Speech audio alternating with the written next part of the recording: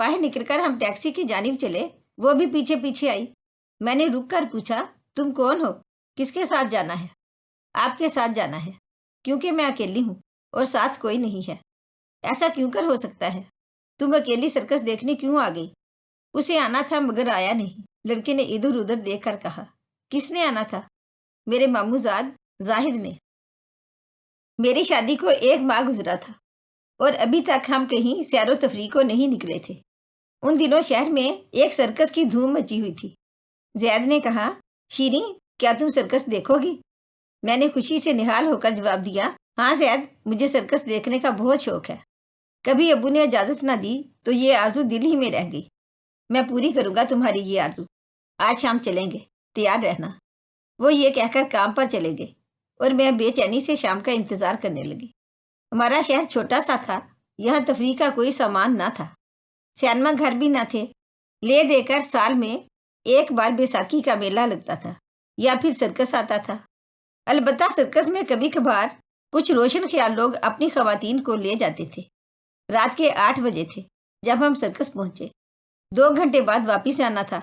मेरे खामद ने एक टैक्सी वाले से बात कर ली थी कि वो 2 घंटे सर्कस के बाहर हमारा इंतज़ार करेगा, क्योंकि रात गए सवारी का मिलना मुश्किल था। जब हम सर्कस में मुख्तलिफ कमालात देख रहे थे तो हमारे बराबर एक लड़की आकर बैठ गई। उसने काले रंग की चादर से खुद को लपेट रखा था। वो मेरे बिल्कुल साथ वाली कुर्सी पर बैठी थी। मैंने देखा कि ये लड़की तन्हा आई है, साथ कोई मर्द नहीं है। तो अजब हुआ, ये हमारे शहर की रिवायत ना थी कि कोई लड़की रात गए अकेली सर्कस देखने कैसे आ सकती थी।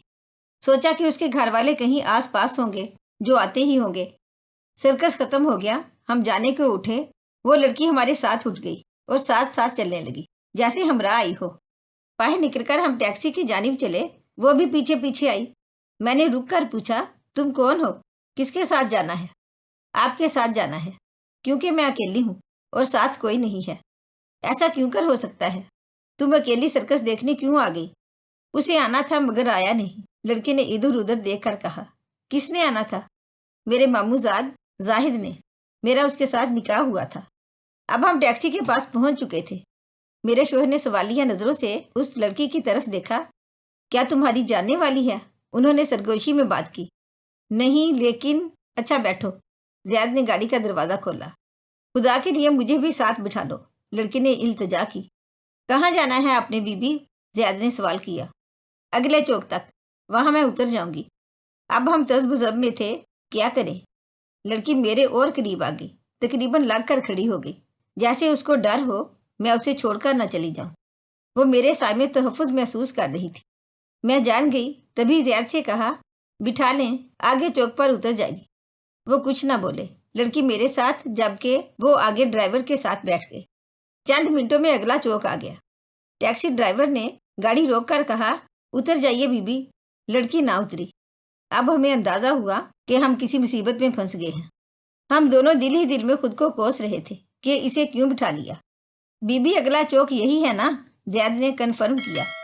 नहीं, ज़रा आगे, वहाँ उतरना है। ठीक है, आगे चलो, रात का वक्त है। ये जहाँ कहती हैं वहाँ तक ले चलो।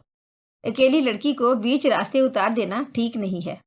अंदर से डरे हुए जैद ने बज़ाहिर बहादुर बनते हुए इखलाक का तकाजा निभाया। आगे चलते जाते थे और पूछते जाते थे, बीबी बताओ कहाँ उतरना है? और लड़की कोई पता ना बता रही थी। साफ बात थी, उसे नहीं मालूम था उसने कहाँ जाना है। यहाँ तक कि हमारा घर आ गया। चलो बेगम उतरो, उन्होंने मुझे कहा। सामने गली में घर है, हम पैदल चले जाएंगे। वो भी उतरने लगी। कहा, मुझे अपने घर ले चलिए। अरे भाई, क्यों? आपने जहाँ जाना है वहाँ जाइए। हम क्यों आपको अपने घर ले चलें? मेरा कोई घर नहीं है। उफ खुदाया, अब क्या करें? टैक्सी वाला हमारी उलझन समझ गया। बोला, ऐसी कई लड़कियां पहले भी मेरी टैक्सी में बैठ चुकी हैं। मैं खूब जानता हूँ इनको कहाँ उतरना होता है। आप शरीफ लोग हैं, आप जाइए, मैं इस बीबी को अपने साथ ले जाता हूँ। आगे जहाँ कहेगी पहुँचा दूंगा। नहीं नहीं, वो लड़की रोने लगी। मुझे किसी के हवाले ना करें, अपने घर ले चलें, मैं सुबह होते ही चली जाऊंगी। यूं ही हम टैक्सी से उतरे, वो भी जल्दी से उतर गई। ज़ैद, ले चलो घर, कल देखेंगे। मुझे उसकी बेबसी पर रहम आ गया। उसका नाम नफीसा था। हमारे शहर के करीबी कस्बे की रहने वाली थी। माँ सुतेली थी। सगी माँ ने अपनी ज़िंदगी में اس کا نکاح اپنے بھانجے سے کروا دیا تھا۔ اس کی وفات کے بعد نفیسہ کے والد نے دوسری شادی کر لی تو ستیلی ماں نے اس کی رخصتی نہ ہونے دی۔ وہ اکلوتی تھی اور باپ کی ساری ملکیت کی وارث تھی، جبکہ ستیلی ماں کی پہلے شوہر سے ایک بیٹی اور ایک بیٹا تھا، اور اب وہ مزید بچے پیدا کرنے کی اہل نہ تھی۔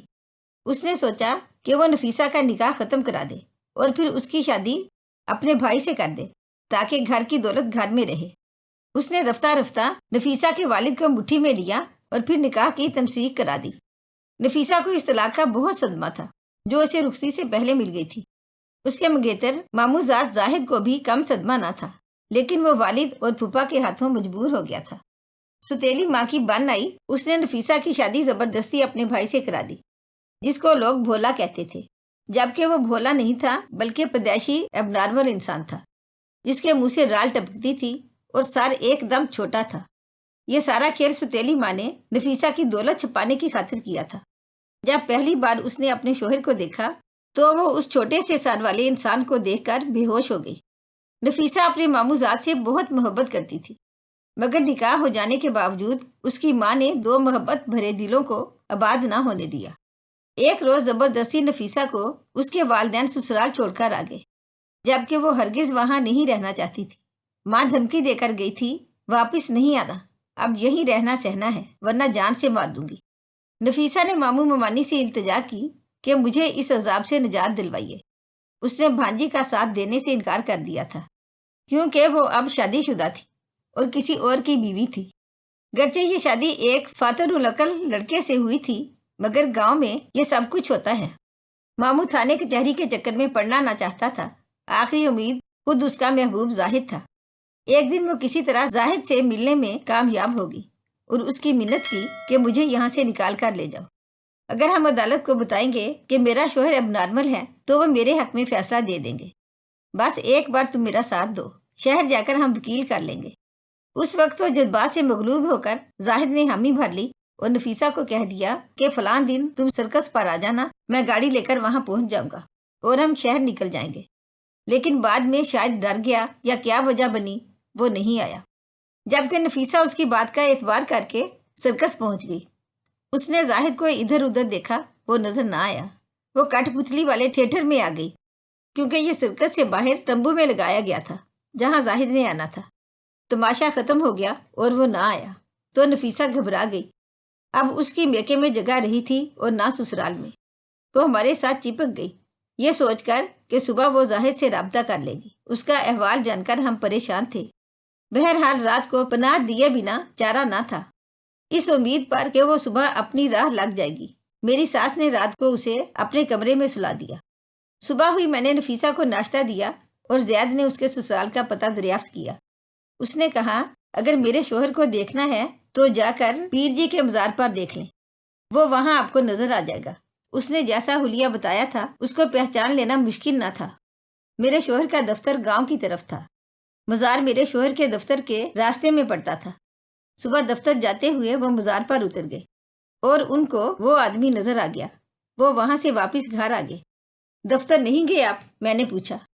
بہت دکھ ہوا ہے، یہ لڑکی صحیح کہتی ہے، اس کے ساتھ ظلم ہوا ہے۔ میں اس اب نارمل کو دیکھ آیا، وہ مزار پر پڑا رہتا ہے۔ میرا خیال ہے کہ اسے گھر سے نہیں نکالنا چاہیے، بلکہ سوچنا چاہیے کہ اس کے والد کو کیوں کر راضی کریں، وہ اس کو لے جائے۔ ابھی ہم لوگ یہ باتیں کر رہے تھے کہ دروازے پر دستک ہوئی۔ وہی ٹیکسی والا جو ہم کو پچھلی شب سرکس سے گھر پہنچانے آیا تھا، ایک شخص کے ساتھ موجود تھا اور یہ نفیسہ کا باپ تھا۔ اس نے اپنا تعارف کروایا اور سسر صاحب نے اس کو اندر بٹھا کر تواضع کی اور بتایا کہ آپ کی بیٹی رات سے ہمارے گھر پر ہے، شکر ہے محفوظ ہے۔ اس نے شکریہ ادا کیا اور نفیسہ کو بلایا، کہا بیٹی گھر چلو، تم جیسے کہو گی میں ویسا فیصلہ کروں گا، لیکن اب مجھے دنیا میں رسوا مت کرو۔ نفیسہ کسی صورت باپ کے ساتھ جانے پر راضی نہ ہوئی۔ اس نے کہا بابا جان، آپ نے جو فیصلہ کرنا ہے اسی گھر میں انہی لوگوں کے سامنے کرے۔ میں ہرگز اس گھر سے باہر قدم نہ رکھوں گی جہاں آپ کی دوسری بیوی کی حکمرانی ہے۔ ہم سب نے بہت سمجھایا، میرے سسر نے ضمانت دی مگر لڑکی نہ مانی، کہنے لگی میں نہر میں چھلانگ لگا دوں گی مگر باپ کے ساتھ نہیں جاؤں گی۔ بالآخر ہم بھی نفیسہ کے ہم نوا ہو گئے۔ اس کے والد اس کو ہمارے سپرد کر کے چلے گئے۔ انہوں نے اپنی سوتیلی بیوی کی مخالفت مول لے لی اور بیٹی کا خلا لے کر اس کو اس کے ماموں کے سپرد کرنے پر راضی ہو گئے، لیکن ماموں نے کہا تمام شرعی اور قانونی تقاضے پورے کرنے کے بعد وہ اس کو اپنی بہو بنا کر لے جائیں گے، ایسے نہیں۔ بالآخر نفیسہ کی شادی کی تجدید اس کے ماموں زاد زاہد سے ہو گئی اور وہ باضابطہ طریقے سے اپنے ماموں کی بہو بن کر ہمارے گھر سے رخصت ہوگی۔ شکر ہے اس نیکی کے موقع کو ہم نے ضائع نہیں کیا، ورنہ جانے اس بیچاری کا کیا حشر ہوتا۔ ہم اب بھی اس اندھیری رات میں خوف زدہ التجا کرتی نفیسہ کو یاد کرتے ہیں تو رونگٹے کھڑے ہو جاتے ہیں۔ آج نفیسہ خوش و خرم اپنے محبوب شوہر زاہد کے گھر آباد ہے، اس کے 4 بچے ہیں، اور اس کا سابقہ شوہر جو فاتر العقل تھا گلیوں میں مارا مارا پھرتا ہے۔